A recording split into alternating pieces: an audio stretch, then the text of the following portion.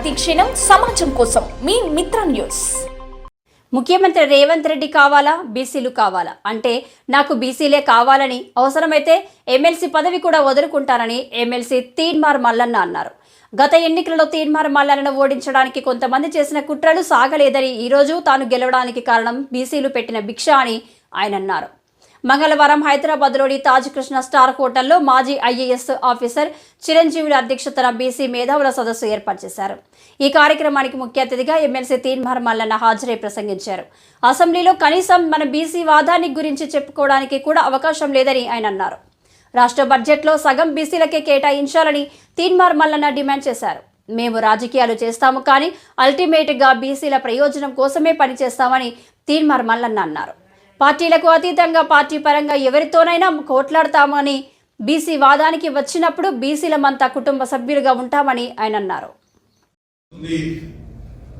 అని చెప్పి చాలా మంది నాకు ఫోన్ చేసినారు. అన్న మాకు ఇంకా సమాచారం రాలేదు, ఇంకా తెలియలేదు అంటున్నారు.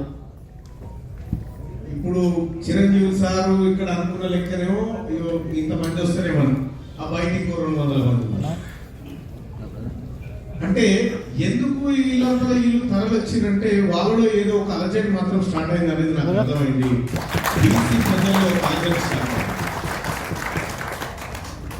ఆ అలజడి సరే ఎక్కడికి దారి తీస్తుంది అనేది మనం ఒక మాట చూస్తే, ఇటీవల కాలంలో రఘు చెప్పినట్టుగా మీ ఎజెండాలు పక్కకు పెట్టండి అని అంటే, నిజంగా చెప్తా ఉన్నా ఇక్కడ నాకు రేవంత్ రెడ్డి గారు కావాలన్నా, బీసీలు కావాలంటే బీసీలే కావాలి. నా ఫస్ట్ ప్రియారిటీ బీసీలే. ఎందుకు చెప్తా ఉన్నా ఈ మాట అంటే, మీ అందరికీ తెలుసు సోదరులారా, మన ఎన్నికల్లో ఏం జరిగిందో. తీన్మార్ మల్లన్న ఓడగొట్టడానికి కొంతమంది ఏం చేసిరో తెలుసు, కానీ అలా తీన్మార్ మల్లన్న గెలిచిందంటే అది బీసీలు పెట్టిన భిక్షమే. మీరు పెట్టింది ఇచ్చిన అవకాశం. ఎంతసేపు నేను ఇప్పటిదాకా మన మసూరన్నతో అంటా ఉన్నా, కనీసం అసెంబ్లీలో మండలిలో అసెంబ్లీలో నడవడానికి నిమిషానికి 10,000 ఖర్చు అవుతుంది. దాంట్లో ఈ నాయన తిట్టాయని కనీసం తిట్టుకుంటానికి కూడా ఛాన్స్ లేదు. మన కాడ మనం తిట్టుకుంటారు.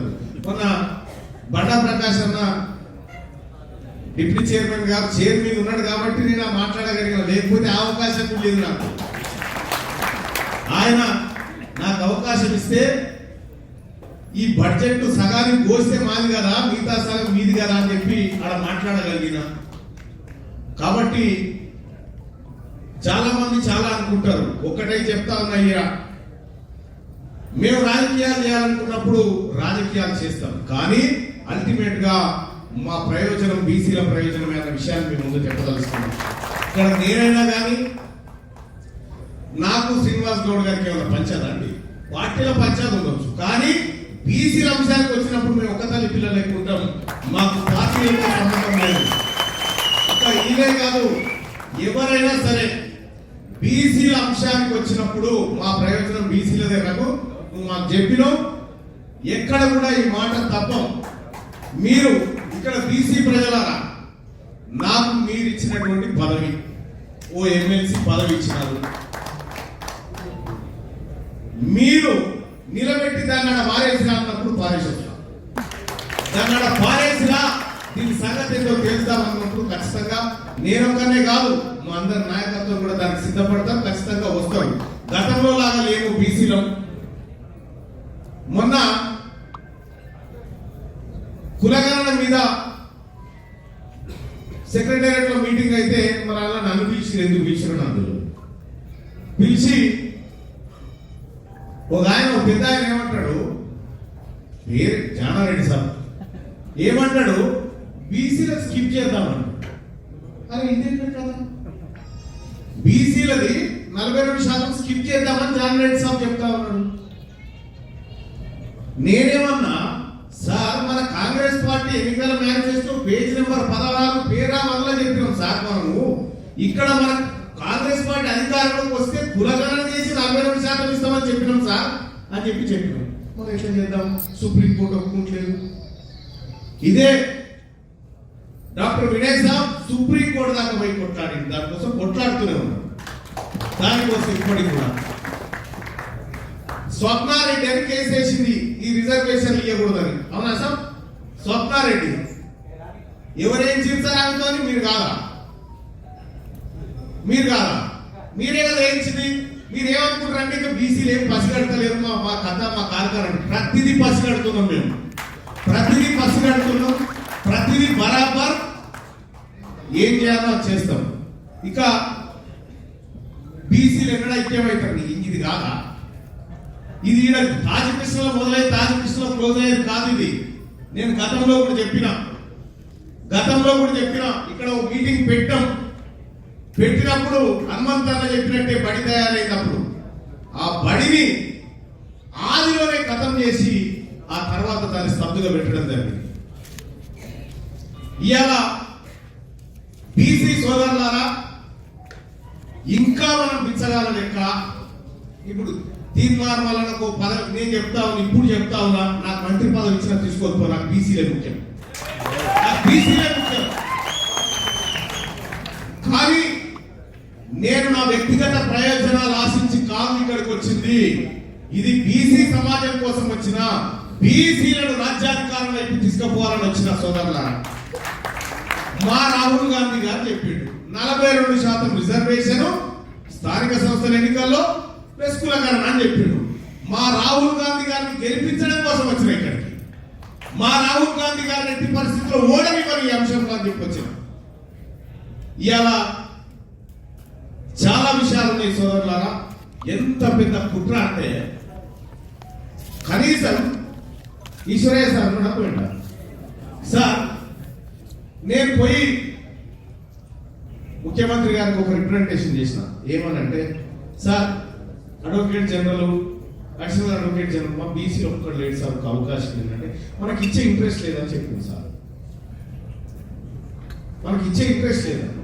దాని అర్థం ఏంది నాకు అర్థం కాదు. అంటే ఇద్దామనుకుంటున్నా లేదా? బీసీలు చిన్న చూప, బీసీల ఓట్లు కావాలి, బీసీలు పెట్టేటువంటి బిచ్చం కావాలి, కానీ బీసీలకు మాత్రం అవకాశాలు వద్దా? ఇదెక్కడ అన్యాయం?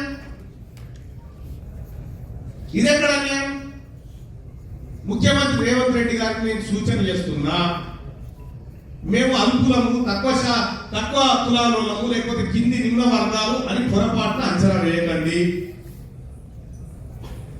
మేము గతంలో లాగా లేము. బీసీలము ఇవాళ చైతన్యవంతమైనము, ఇవాళ బీసీలమంతా ఒక్కటైనము. ఇది సపోర్ట్లు కూడా మేము సప్పగానే కొడతాము.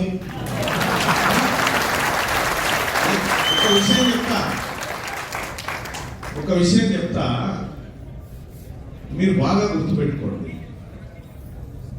ఇక్కడ రాజకృష్ణలో చిరంజీవి సార్ వీళ్ళంతా కలిసి మీటింగ్ ప్లాన్ చేసినప్పుడు ఈ సుందరయ్య విజ్ఞాన కేంద్రం అనుకుంటే ఇంకెన్ని రోజులు పెడతారు సార్ ఈ సుందరయ్య విజ్ఞాన కేంద్రం? ఈ బాగలింగంపల్లి, ఇందిరాపార్క్ చౌరస్తారా? ఎక్కడ ఉండాలి సార్? టాపెస్ట్ ప్లేస్ లో ఉండాలి కదా. మన మీటింగ్ అనుకున్నప్పుడు ఇక్కడ తీసుకొచ్చింది. ఎందుకు చెప్తామంటే ప్రతిదీ గమనించండి సోదరులారా. ఈ బీసీ ఇంటెలెక్చువల్ ఫోరం ఏదైతే ఉందో మీరు ఇండిపెండెంట్ గా ఉండండి. మీరు ఆదేశించిన కార్యక్రమాలు చేయడానికి నేను కానీ, మా సీనన్న కానీ, మన ప్రకాశ్ అన్న కానీ, సుధాకర్ అన్న కానీ, మేమందరం కూడా రెడీగా ఉన్నామన్న విషయాన్ని తెలియజేస్తా ఉన్నాం. మీరు ఇండిపెండెంట్ గా ఉండండి. మీరు మాకు సూపర్ పవర్ బాడీ లెక్క ఉండాలా, మాకు అధిష్టానం లెక్క ఉండాలా, మాతో పని చేయించాలా. ఇది జరగాల. రేపు పొద్దుగాల కూడా మండలంలో మళ్ళా నాకు మైక్ దొరుకుతుందో లేదో మా ప్రకాశ్ అన్న దయ, కానీ దొరికినా దొరకకపోయినా నా వాదం బీసీ వాదం, నా లెక్క బీసీ లెక్క. కాబట్టి ఇంకొక విషయం కూడా, ఇక్కడ బీసీల కోసం గలమెత్తడానికి మన జర్నలిస్టు సోదరులు చాలా మంది తయారున్నారు. వాళ్ళ కండగా నిలబడరాదు, వాళ్ళ కండగా నిలబడండి. సమయం వచ్చినప్పుడు వాళ్ళు వాయిస్ వినిపిస్తారు కదా. మనోడికి మనం అండగా నిలబడకపోతే మన వాయిస్ ఎవరికి నువ్వు చెయ్యవా వెళ్ళి చేసిన సపోర్ట్ చేయకపోతే ఎట్లయితే? అందుకోసం అండగా నిలబడండి వాళ్ళకి. ఈ కుట్రలన్నింటినీ ఎప్పటికప్పుడు పసిగట్టి విప్పి చెప్పేది ఆ రఘు, మన శ్రీను, మన అర్థం చేస్తా ఉన్నారు సోదరులారా. తాజకృష్ణలో జరుగుతున్న మీటింగ్ ఇది నెక్స్ట్ లెవెల్ కి పోబోతా ఉంది. ఈ ఉప్పెనను ఎవడు ఆపలేడు. ఒకటై చెప్తా ఉన్నా, గతంలో ఒకసారి మన సీనన్న నెక్స్ట్ ముఖ్యమంత్రి కేటీఆర్ అంటే కాదు నువ్వే ముఖ్యమంత్రి అని చెప్పిన, అన్నా కదా, నువ్వే ముఖ్యమంత్రి అని చెప్పిన. సరే ఆయన ఏ పార్టీలో ఉన్నది, కానీ నేను బీసీగా కనెక్ట్ అయి చెప్పిన అన్నమాట. ఒకటి, బీసీలకు ఎక్కడ చిన్న అన్యాయం జరిగినా మనమంతా ఐక్యంగా ముందుకు పోవాల్సిందే. ఈ కులగణన చేసిన తర్వాతనే స్థానిక సంస్థల ఎన్నికలు పెట్టాలి. ఇది రాహుల్ గాంధీ గారి మాట. రాహుల్ గాంధీ గారిని ఓడిపోనివ్వను. ఇది కాదని ముందు పెడితే ఇలా అగ్గిగుండ ముట్టిస్తామని చెప్పి తెలియజేస్తాం. ఇది కాదని పోతే అగ్గిగుండ ముట్టిస్తాం. ఇక్కడ మేము బిచ్చబడుకోవడానికి రాలే, మీ దానికి మీ దేశం వెతుకులు తినడానికి రాలే. మాకు పర్సనల్ ఎజెండాలు లేవు. కాబట్టి నాకు తెలుసుగా ఇక బీసీల మీటింగ్ అంటే వివిధ ఛానళ్ళు పత్రికలు కనీసం లైవ్ చేయడానికి కూడా, లేకపోతే దీన్ని కవర్ చేయడానికి రేపు పత్రికలలో కూడా రాదు. ఇంతమంది మేధావులు వచ్చిన ఇంటలెక్చువల్స్ అంతా రేపు ఈ పత్రికలలో ఈ వార్త చూడరు మీరు. ఈ వార్త ఉంటేనన్నాడు ఉండదు. సింగిల్ కాలం వార్త అది ఏడా మైనర్ పాలిక రేపు పక్కన ఉంటుంది మన వార్త. ఇటువంటి ఒకసారి నేను పొద్దుగా నేను 4:30కి లేచే అలవాటు నాకు డైలీ. నేను ఒక తమ్ముడు చూసిన ఆ రోజు అర్ధగంట వార్తలు అనుకుంది. అందులో ఒక్క బీసీ కూడా లేదే, మొత్తం వాళ్ళే కలుసుకొని కొట్టుకుంటున్నట్టుకునే అలా పొద్దుగాలే. సోదరులారా, మీడియా మనది కాదు, పార్టీలు మనది కాదు. మనం ఒక్క తల్లి పిల్లలు, ఒకరి కష్టం వస్తే ఒకటి అండగా నిలబడాలి. నీవు ఆఖరికి బీసీలు కూడా ఏదాకా పోవాలంటే తిడితే కూడా బీసీలే తిట్టుకుంటామని కడుకుంటారు.